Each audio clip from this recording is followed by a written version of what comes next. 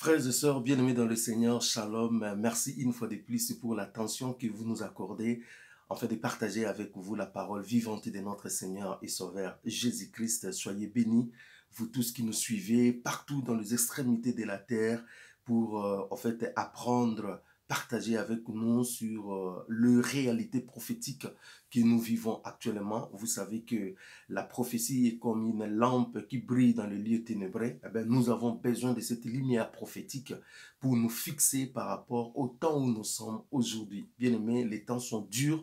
Nous sommes bel et bien arrivés à la fin des temps et nous voyons l'accomplissement de tout ce que la parole de Dieu nous a dit par rapport à ça et à cela. Donc, c'est important, bien aimé, que de temps à autre, que nous soyons fixés par rapport à la prophétie. Une fois de plus, je vous salue au nom de notre Seigneur et Sauveur Jésus-Christ. Shalom. Et aujourd'hui, je viens partager avec vous sur les actualités prophétiques. Les actualités prophétiques. En fait, aujourd'hui, nous allons étudier un tout petit peu la tension qui commence à monter petit à petit au Moyen-Orient. La tension qui commence à monter petit à petit au Moyen-Orient. Vous savez que nous vivons en fait des grands accomplissements prophétiques. Vous pouvez voir dans des vidéos précédentes que je fais sur les actualités prophétiques, que je fais sur la fin des temps. Vous allez comprendre que cette année 2020, c'est une année hautement stratégique, c'est une année en fait où beaucoup de choses se passent. Vous devez ouvrir l'œil pour comprendre en fait qu'est-ce qui se cache derrière tous les actes, toutes les déclarations, tout ce qui se trame ça et là. Donc nous sommes dans un temps où il faut comprendre, où il faut déchiffrer. Donc il y a une tension qui commence à monter tout d'un coup au Moyen-Orient. Pourquoi? Parce que je vous ai dit dans des vidéos précédentes qu'il y a des choses majeures qui se passent dans cette année 2020. La première chose, c'est le 28 janvier 2020 cette année. Le président américain Donald Trump a proposé ce que nous appelons un traité, un plan de paix pour le Moyen-Orient. Ce plan de paix a été accueilli avec joie par Israël et voilà, quelques pays arabes sont en train de bouder et ça commence à faire beaucoup de problèmes. Et également, la deuxième chose pour cette année, c'est en fait le pacte de la nouvelle alliance que le pape François va proposer au monde le 11 octobre. C'était initialement prévu pour le 14 mai, mais à cause voilà, du coronavirus, cela a été rapporté pour le 11 octobre, du 11 au 18, si je ne me trompe pas. Donc voilà, bien aimé dans le Seigneur, les deux grands événements qui attendent en fait le monde pour l'année 2020. Vous avez le coronavirus, quelqu'un me posera la question pour me demander, mais le coronavirus, je te dirai tout simplement, le coronavirus est une diversion qui a été faite pour nous détourner de ce qui est l'essentiel. L'essentiel, c'est les deux choses que je dis. Le plan de paix qui a été proposé par le président Donald Trump le 28 janvier, le traité, le pacte de l'Alliance pour réunir en fait les églises, les communautés, voilà, qui nous sera proposé le 11 octobre. Alors, quand vous lisez bien dans la parole de Dieu, vous allez voir dans le livre d'Apocalypse au chapitre 13, il y a la montée de deux bêtes. Deux bêtes vont monter selon Apocalypse au chapitre 13. La première bête va monter de la mer, hein, Jean dit, hein, puis je vis monter de la mer une bête, voilà, une bête dont on nous parle là, n'est rien d'autre qu'un pouvoir politique, un pouvoir qui va émerger des nations, qui va émerger dans le monde politique. La mer, c'est les nations, voilà. La mer aussi, ce sont des bouleversements, ce sont des grandes mutations, ce sont des crises, ce sont des chaos que nous sommes en train de voir aujourd'hui dans le monde. Toutes les nations dans cette période de crise, dans cette période de chaos, vont finir par faire monter par la puissance du malin, en fait, une bête, c'est-à-dire un homme politique qui va prendre les commandes pour établir ce que nous appelons un gouvernement mondial. Bien aimé dans le Seigneur, ce sont des choses qui sont en train de se préparer. Et nous voyons que ce gouvernement mondial, cet homme politique qui va monter ne sera rien d'autre que le fils du diable, l'antichrist. Et comment est-ce que nous allons reconnaître que c'est lui?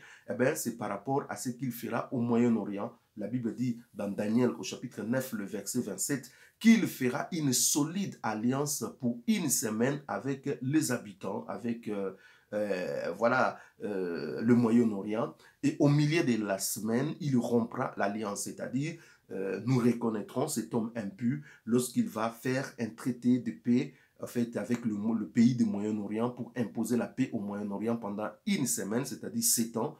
Et puis, au milieu de l'alliance, c'est-à-dire 3 ans et demi après le traité sera signé, il va rompre l'alliance, c'est-à-dire il va se détourner de ses engagements parce qu'il ira en Israël pour s'autoproclamer tout simplement Dieu. Donc, nous voyons que le traité de l'Alliance, tout plan de paix au Moyen-Orient, doit nous attirer. C'est pour cela, depuis un certain temps, nous suivons à la loupe, nous suivons avec beaucoup d'attention ce qui s'est fait au Moyen-Orient. Vous savez que depuis le 28 janvier, le président Donald Trump a proposé un plan de paix et ce plan de paix, Israël a accepté et il a dit qu'il va commencer en fait à le mettre en pratique à partir du mois de juillet. Voilà. Donc, à partir du mois de juillet, et ce plan de paix sera mis en pratique. Et l'autre bête qui est sortie de la terre, parce que la Bible dit qu'il y avait une autre bête qui est sortie de la terre, qui avait la forme d'un agneau, c'est un homme, d'un religieux, d'un homme, voilà, l'agneau c'est le symbole de Christ, mais il avait des cornes, voilà, l'agneau n'a pas de cornes, mais là il avait un pouvoir, vous voyez. Donc nous voyons là que c'est la montée de la religion universelle qui viendra pour soutenir en fait le fils du diable, l'antichrist. Donc bien aimé dans le Seigneur, c'est pour cela vous voyez de plus en plus il y a l'écuménisme, il y a les hommes de Dieu de tous côtés, des religions de toutes parts, toutes les confessions religieuses du monde sont en train de se mettre en place pour former l'écuménisme qui amène tout simplement à la religion universelle, la religion de l'antichrist, du faux prophète. Eh bien, ne soyez pas étonnés que le 11 impact de paix sera tout simplement activé. Bien aimé dans le Seigneur, faisons très attention parce que ce sont les deux grands événements qui vont se passer cette année. Donc, bien aimé dans le Seigneur, nous voyons qu'un plan de paix a été proposé au Moyen-Orient depuis le 28 janvier et Israël est décidé à appliquer ce plan de paix. Au début de ce mois de mai, il y a le premier ministre sortant, Benjamin Netanyahu, qui a trouvé un compromis historique avec son rival Benny Gantz pour diriger ensemble avec lui le gouvernement pendant une période de 3 ans. Ils vont être successivement Premier ministre pendant une année et demie, le deux.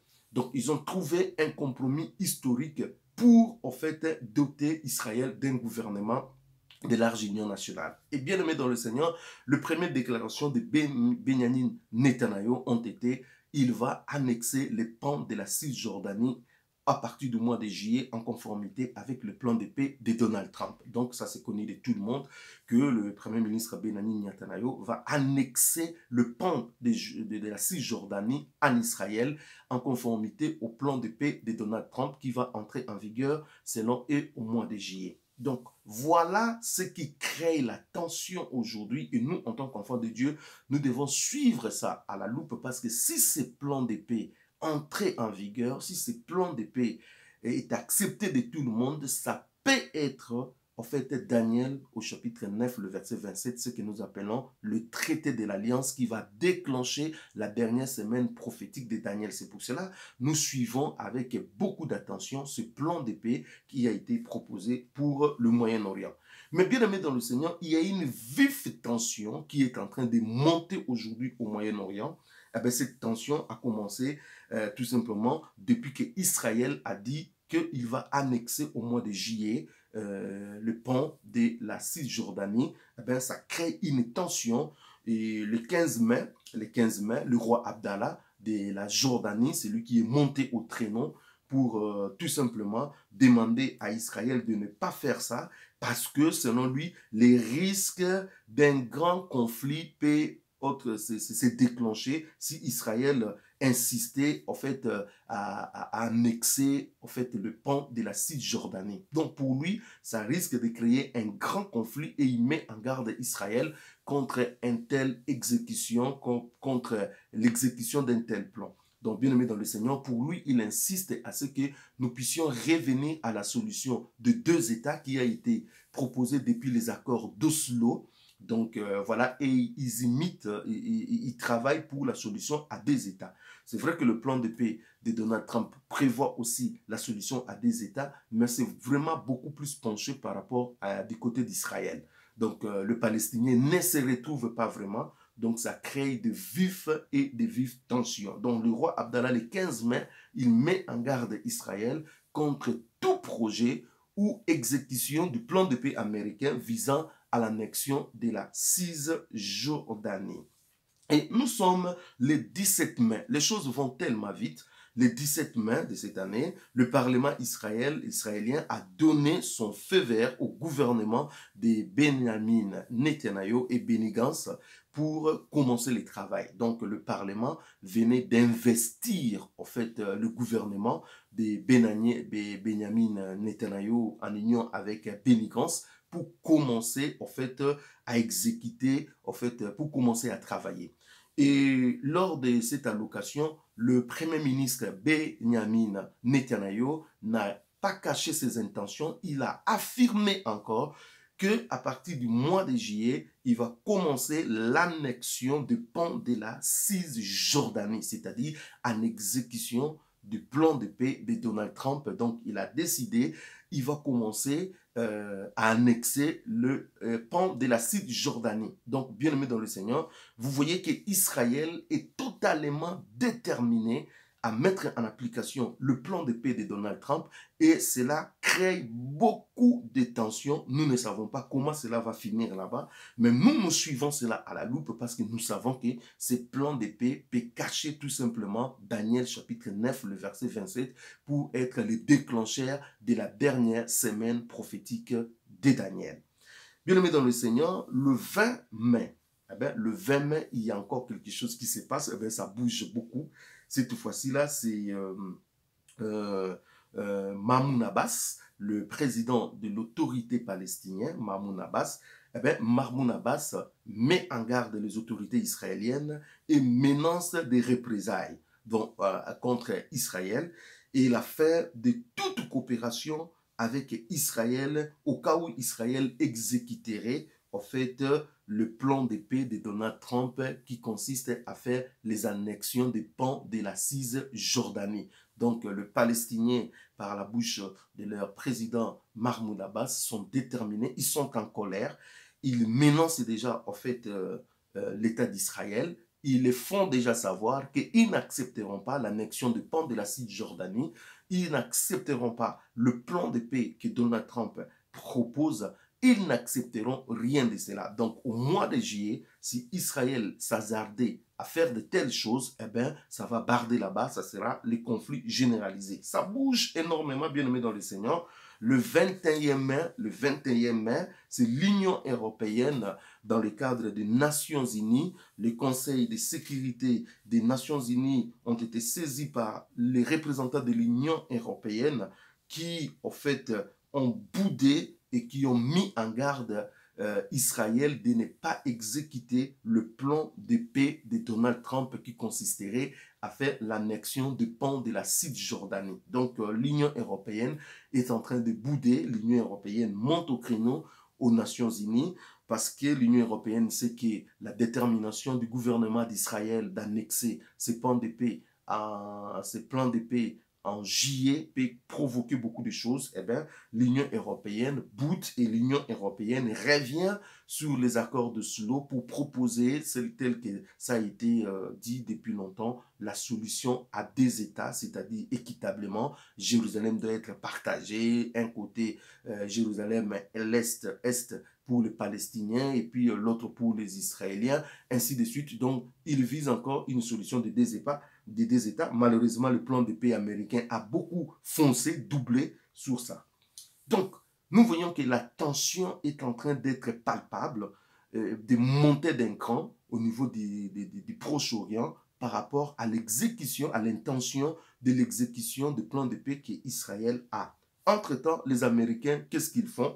Entre-temps, le 20 mai, Washington sanctionne plusieurs responsables iraniens pour motif de graves violations des droits de l'homme. Donc, pendant ce temps, les États-Unis, lui, il est focalisé sur l'Iran, disant que l'Iran est en train de violer massivement des droits de l'homme. Les États-Unis est focalisé sur l'Iran il continue à donner sanction après sanction contre l'Iran. Je vous ai dit que les États-Unis ne vont pas perdre l'Iran de vie. Je vous ai dit ça la fois passée, que les États-Unis continueront à avoir des menaces vers l'Iran parce que l'Iran est le pays, l'épicentre qui peut empêcher en fait l'exécution de plans de paix. C'est l'Iran qui peut mobiliser avec toutes ces associations, tous ces mouvements qu'ils ont, comme l'Hezbollah, comme l'Hamas, comme l'État islamique, comme tous ces pays en Syrie, Irak, ainsi de suite, Liban, qui sont sous son influence.